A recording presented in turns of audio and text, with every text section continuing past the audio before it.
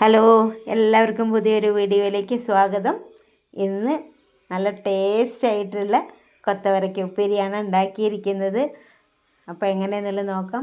ചീഞ്ചട്ടി അടുപ്പത്ത് വെച്ച് 2 സ്പൂണ് എണ്ണ ഒഴിച്ചിട്ടുണ്ട്.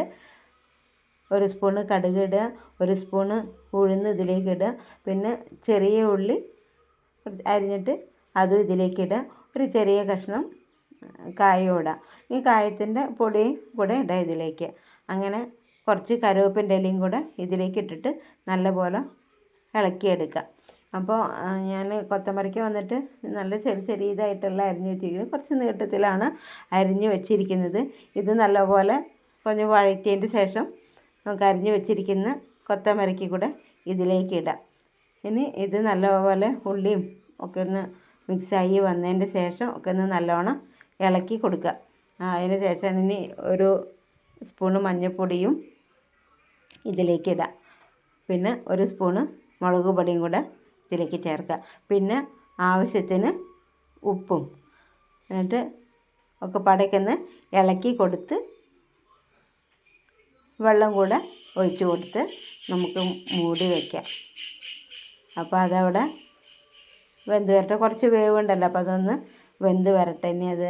ഇനി ഇതിലേക്ക് ബാക്കിയുള്ളത് എന്തൊക്കെയാണെന്ന് നോക്കാം. അപ്പോൾ ചെറിയ കഷ്ണങ്ങളാക്കിയിട്ട് തേങ്ങ മിക്സി ജാറിൽ ഇട്ട് വെച്ചിട്ടുണ്ട്.